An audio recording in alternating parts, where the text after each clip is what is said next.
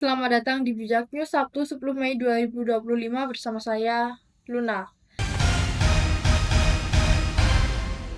Informasi pertama, Brigjen Hendra Kurniawan yang sebelumnya dijatuhi sanksi pemberhentian tidak dengan hormat atau PDDH oleh Komisi Kode Etik Polri akibat keterlibatannya dalam obstruction of justice pada kasus Brigadir J. Kini hanya dikenai sanksi demosi selama 8 tahun. Perubahan ini menuai sorotan karena diputuskan melalui peninjauan kembali oleh Kapolri. Komjen atau Bruno Groseno, mantan Wakapolri yang menjadi sanksi meringankan, menilai sanksi pidana tidak tepat. Pidananya nggak bisa kena karena dia tidak melakukan kejahatan seperti yang dilakukan oleh Sambo dan kawan-kawan, ujarnya. Menurutnya, Hendra hanya menjalankan perintah atasan. Tapi kalau dia tidak melakukan setelah kejadian baru dipanggil oleh Sambo dan dia juga tidak memerintahkan apa-apa, kenapa harus kenakan obstruction of justice? Ia menambahkan. Pengamat kepolisian Bambang Rukminto menilai perubahan sanksi ini sebagai gejala lemahnya penegakan etik di tubuh Polri. Artinya etik di Polri itu suka-suka gitu, sangat subjektif sekali. Akibatnya pelanggaran-pelanggaran itu mendapatkan toleransi oleh Polri gitu loh, ujarnya. Ia juga menyoroti inkonsistensi dalam pemberian sanksi terhadap personel yang terlibat dalam kasus yang sama. Kalau terkait dengan kawan-kawan Hendra dalam kasus Sambo ini kan hampir semuanya tidak ada yang di PDDH gitu kecuali Verdi Sambo kan.